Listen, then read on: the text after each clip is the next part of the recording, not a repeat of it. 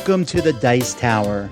This is the Origins Summer Preview with the Dice Tower, done at the Origins Game Fair 2013 in conjunction both with the Dice Tower and the Game and Manufacturers Association, GAMA.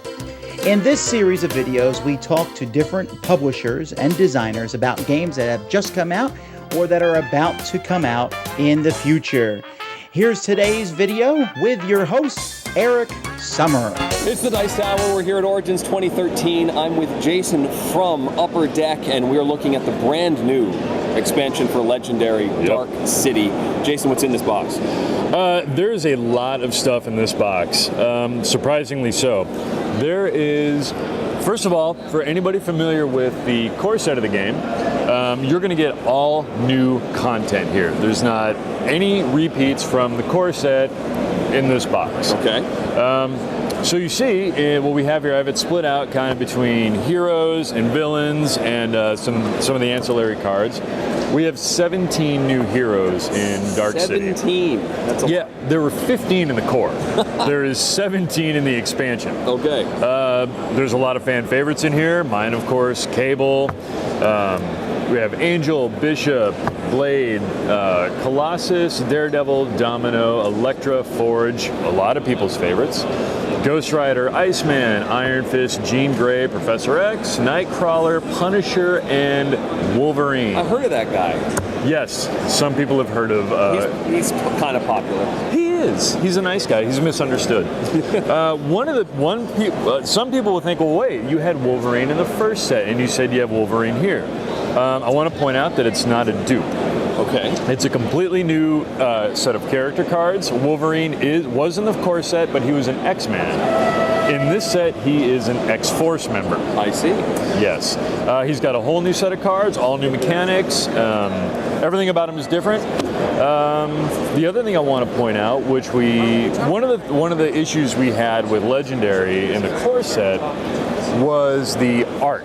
Yeah. Not that it was bad or anything like that, but it was very repetitive on the hero side. Every hero card had the same general art, and you sort of varied it based on the border of the card. That's exactly what we did, and we did that to differentiate between our common, uncommon, and rare cards. Yes. Well, a lot of people spoke up after it came out, and they said, look, we love the game, we love everything about it. There's one point of contention, and that is the art being repetitive. So we looked at it, and we decided, you know what? We can change that. Okay. We definitely can change that, and we certainly did. And I will show you right here kind of what I'm talking about. You have an uncommon Cable, or I'm sorry, a common Cable, excuse me. Yeah. And you see now that also, well, I'll show you here. So there's the other common Cable. Different piece of art. Yeah, so you can tell from across the table that it's different than the other one. Absolutely. You're no longer looking at the border going, is that border? I can't tell if it's really covered up, but I think it's the uncommon. No, it's a different piece of art altogether. Obviously, they're different names of cards. You have your uncommon card, yet another piece of art. And then, of course, we got the Granddaddy. Big guy. If I can find him. Oh, really? Oh, here we go. Then, of course, we have our rare.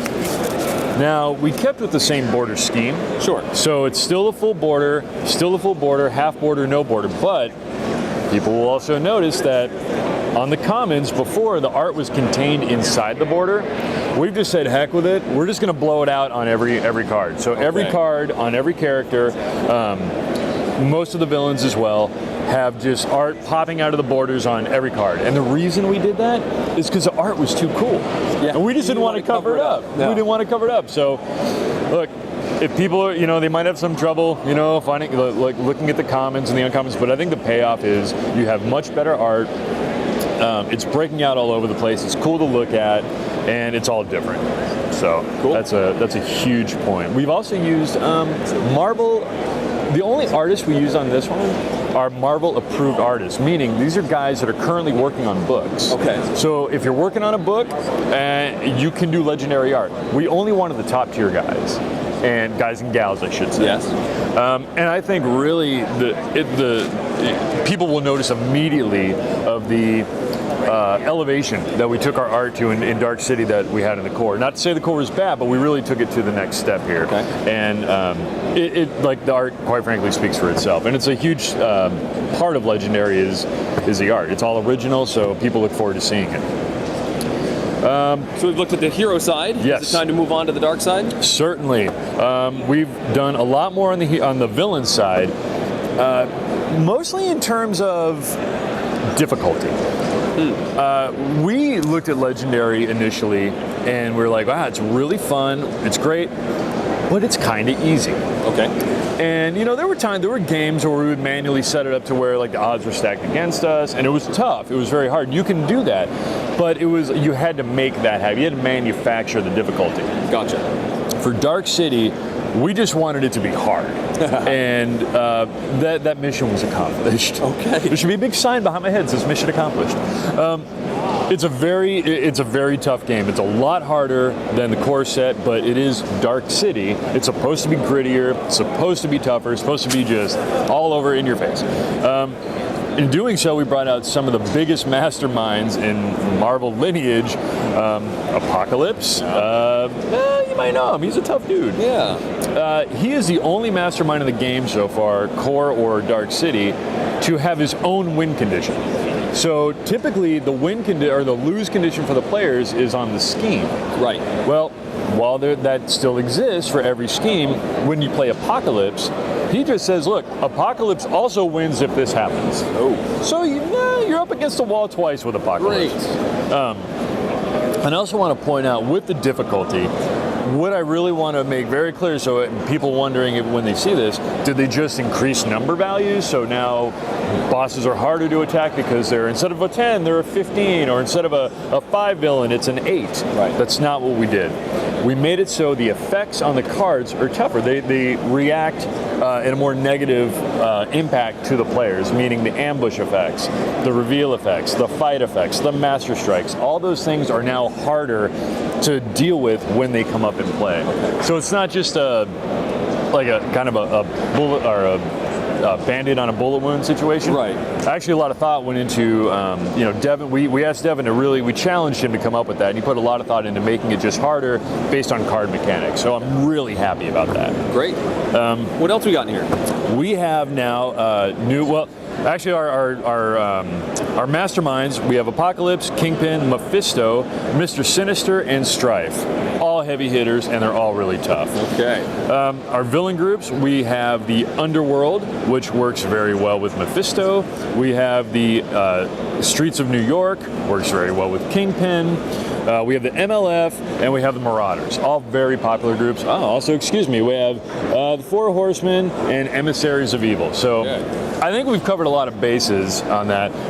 We've included 2 more henchmen groups, which work with, it's the Magia Goons and the Phalanx. So there's a lot of stuff, and I think our goal was to try to make a very broad range of things we could put in here while still feeling focused to the set theme. Yeah. I think we got there. New bystanders. New bystanders, yes. Well, again, we looked at the first set of bystanders and we thought, they're fun. It's just an extra victory point whenever you rescue them. But they don't do anything. Right. They just kind of sit there and wait for you to be rescued. So in this one, we came out with 3 new bystander cards, and there's a total of 11 in the set. And you just mix them up, put them in the bystander deck, and then when you draw these, they actually all have card effects. So now you actually place the bystander deck face down. And so you don't know what's coming up, but when you do reveal a new bystander, when you rescue this bystander, draw a card. When you rescue this bystander, you may KO one of your heroes from your discard pile. So they all actively do something, and it's surprising how much depth it just added to the game. It's crazy. And the last thing I see up here is 8 new schemes. Yes, the lifeblood of Marvel Legendary is the schemes. Yeah, I agree. It's just the lifeblood. Yeah. I mean, you could have 100 heroes, 100 villains. If you don't have fresh schemes, the game is just going to stall out at some point. I'm not going to say when, but it will eventually stall out. So we decided, even before the core set came out, schemes are what is driving the excitement level. They're what's driving the how you build your decks and everything. So we have to always add new schemes. And of course, we gave everyone 8 more this time.